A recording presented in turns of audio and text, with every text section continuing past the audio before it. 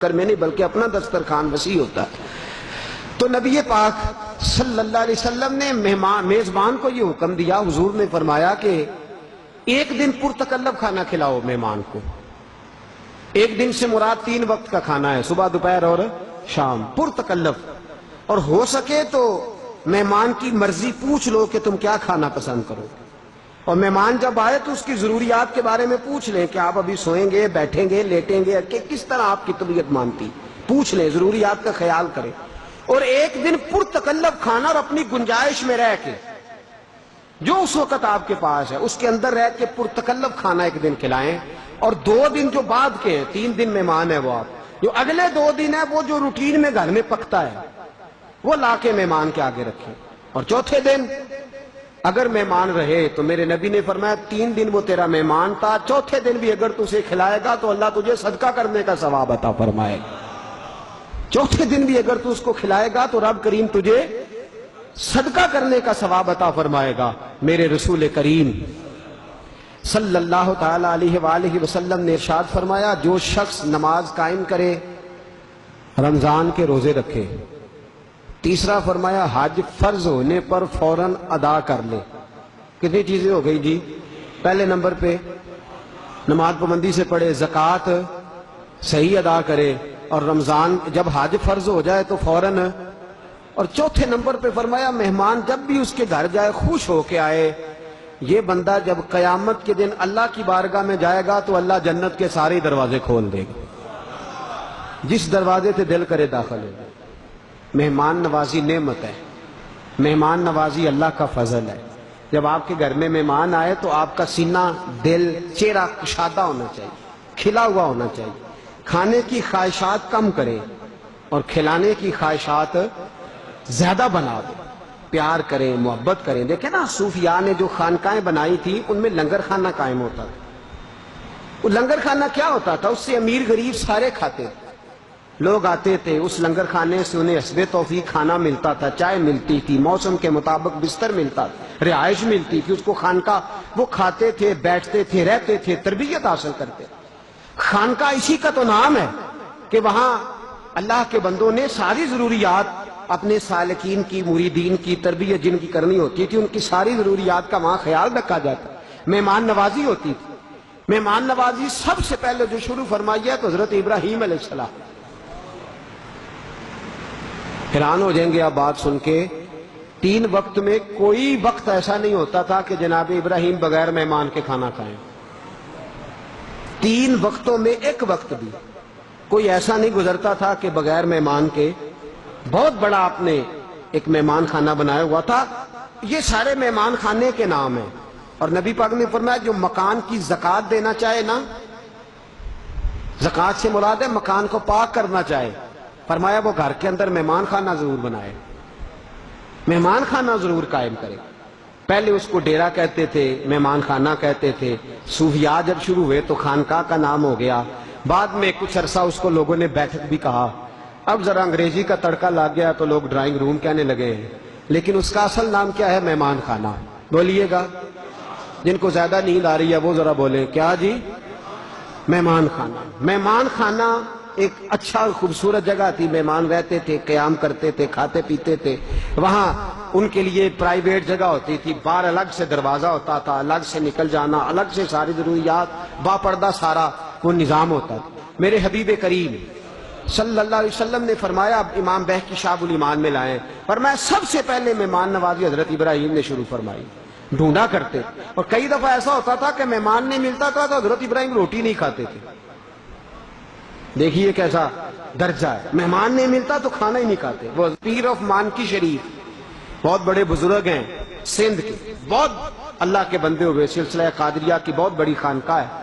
وہ آئے جب تحریک پاکستان چل رہی تھی، پیر جماعت علی شاہ صاحب محدث علی پوری کے پاس، تو آ کے کہنے لگے پیر صاحب سے آدھی رات کو آئے تو رات 2 بجے ہوئے، سردیوں کی رات ہے، موسم ٹھنڈا ہے۔ تو پیر صاحب نے سارے گھر والوں کو جگا لیا، فرمایا مہمان آ گئے، اٹھو، تازی روٹی پکاؤ، تازہ سالن تیار کرو۔ سیدزادیاں اٹھ کے کھانا پکانے لگے۔ سادات کرام، اب ٹھنڈی لکڑیاں، بڑا مشکل ہو گیا۔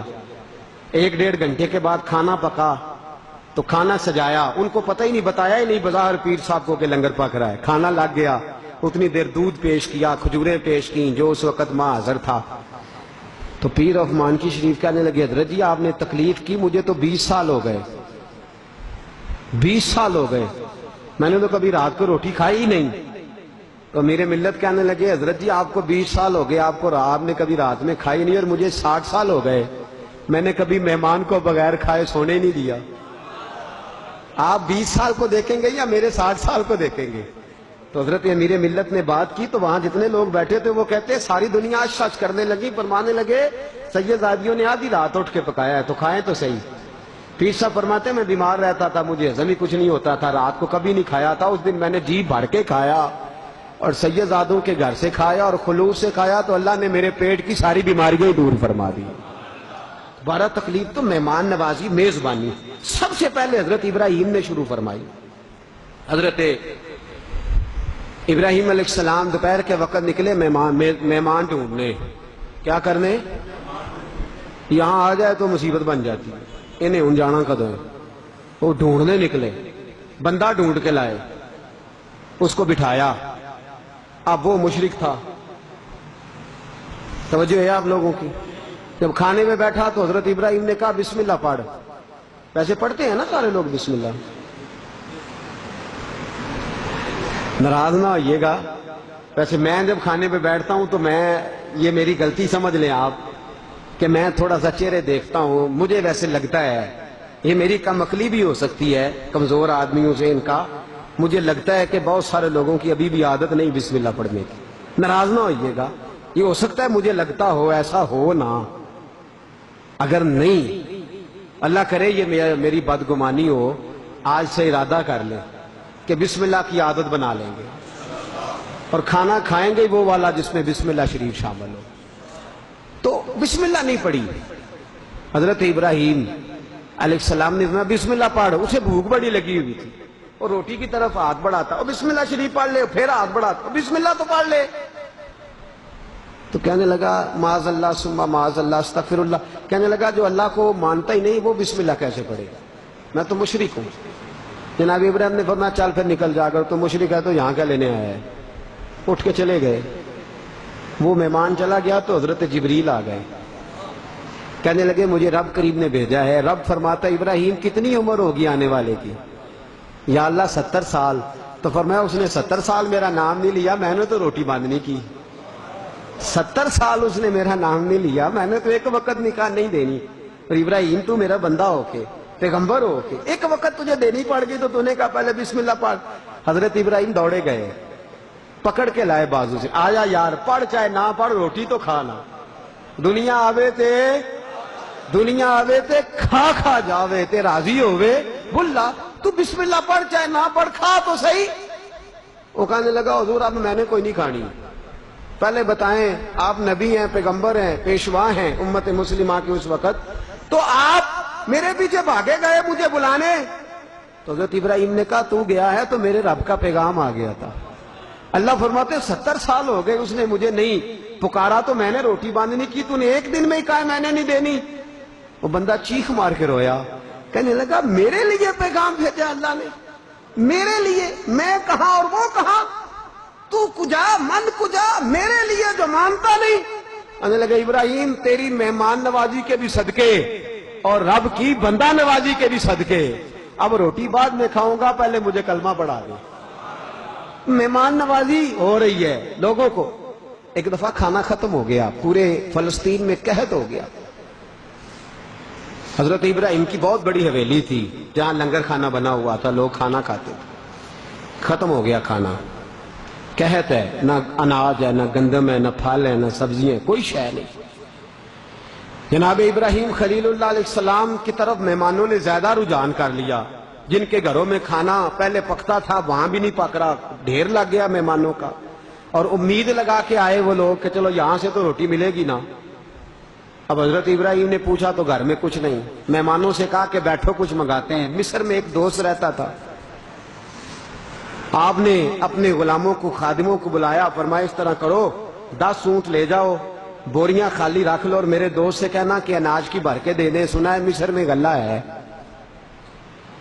وہ لوگ چلے گئے، مصر پہنچے، اس دوست سے بات کی تو اس نے کہا کہ میرے پاس تھا تو بہت پر ختم ہو گیا ہے۔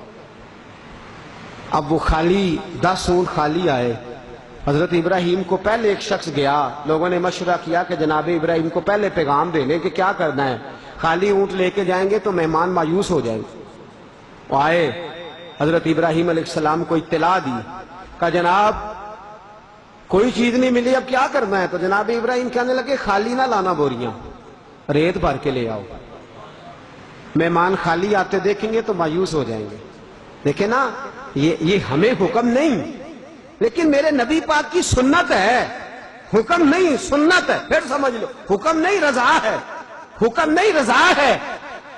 میرے نبی نے قرضہ اٹھا کے بھی مہمان نوازی فرمائی ہے، میرے نبی نے اپنی زرہ کو رہن رکھ کے بھی مہمان نوازی فرمائی ہے۔ حضور پر جو قرضہ رہتا تھا کس چیز کا تھا؟ گھر میں تو مہینہ مہینہ چولہا نہیں جلا، لیکن مہمان آیا تو میرے نبی نے دل کھول کے مہمان نوازی فرمائی، قرضے اٹھا اٹھا کے مہمان نوازی فرمائی۔ حکم نہیں دیا ہمیں کہ ہمیں یہی حکم ہے کہ تم اپنی پہنچ کے اندر رہ کے کرو، لیکن ادا اور ہے، حکم اور ہے۔ حبیب پاک صلی اللہ تعالیٰ علیہ وآلہ وسلم کا طریقہ مبارکہ بھی یہی رہا۔ حضرت ابراہیم پر یہ پابندی تو نہیں ہے تو ٹھیک، نہیں تو اللہ حکم نہیں دیتا۔ فرمایا خالی بوریاں نہ لانا، ریت کی بھر کے لے آؤ، مہمان خالی آتے دیکھیں گے تو مایوس ہو جائیں گے۔ 10 اونٹ ریت کے بھرے ہوئے آ گئے۔ اب مہمانوں نے دیکھا تو نعرے لگانے لگے، ماشاءاللہ سبحان اللہ، آ گیا کھانا۔